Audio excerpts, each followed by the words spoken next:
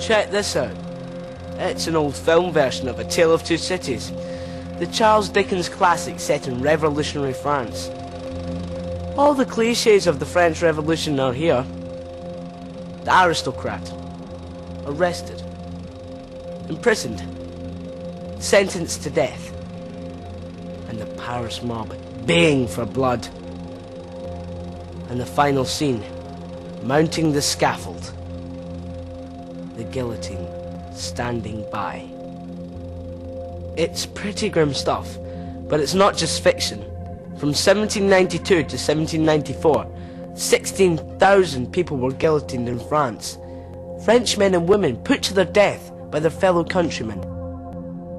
This nightmarish time was known as the Terror. But why did it happen? What caused the French Revolution to sink into such extreme violence?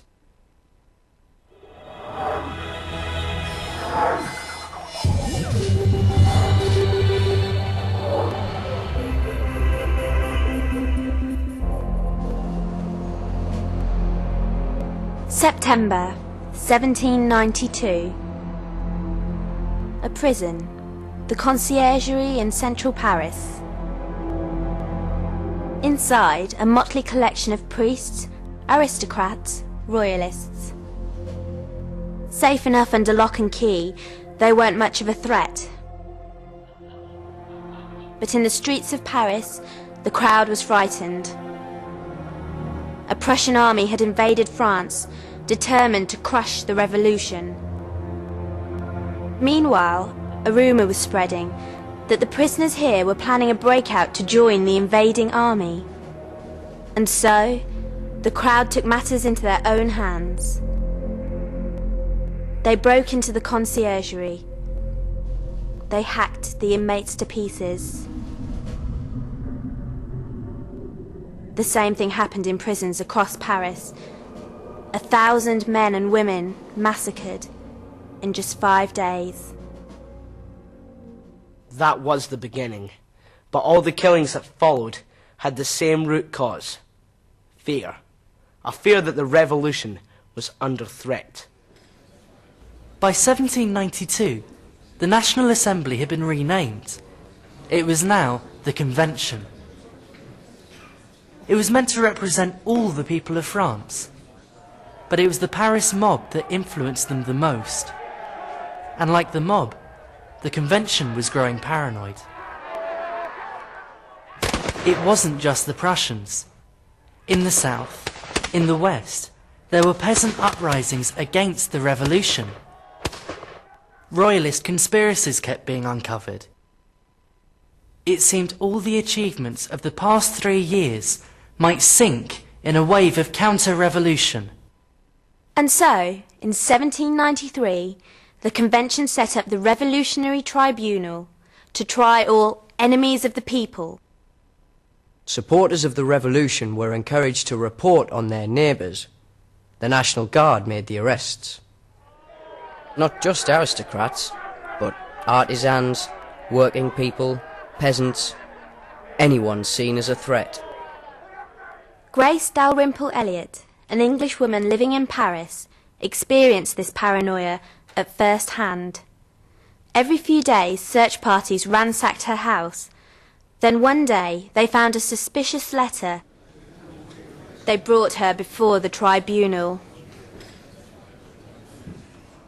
I went into this awful room.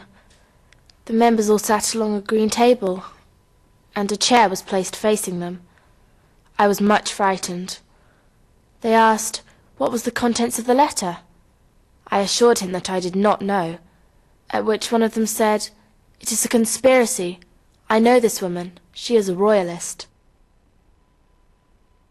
As it turned out, the letter was full of praise for the revolution. So Grace Elliott was set free. Most others weren't so lucky. This picture shows the Saint-Lazare prison 1 year on from the September massacres. Once again, it's chock full of prisoners. But in the centre stands a revolutionary official, reading a roll call of the condemned. Those on the list knew their fate. They'd be taken by tumbrel to the place of execution. It took about 20 minutes, just enough time to say your prayers.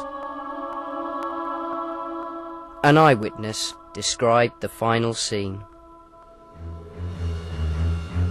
In the middle of the square, the guillotine stands in front of a colossal Statue of Liberty. Beside it, a number of carts with large baskets painted red for the heads and bodies of the victims. The condemned are strapped to a board, which is then tilted horizontal and pushed on grooves into place. Then the knife drops with a heavy fall, and with incredible strength, 2 executioners toss the body into the basket, whilst another throws the head. Were any of them guilty? Maybe some, a few royalists, plotting the return of the monarchy. But most had been denounced, through jealousy, through fear, through ignorance. Like this man, arrested because there's no rosette pinned to his hat. And this man, arrested for wearing a green coat. There's one story from Bordeaux of a woman who cried at her husband's execution. They made her sit beneath the blade of the guillotine, his blood dripping down on her. Then they killed her too. She wasn't with them, so she was against them. That was their logic. As one extremist put it, I recognise as a patriot only that man who will, if necessary, betray his father, mother and sister, and then drink a glass of their blood on the scaffold. back in 1789, in the first summer of the Revolution, the National Convention had passed the Declaration of the Rights of Man.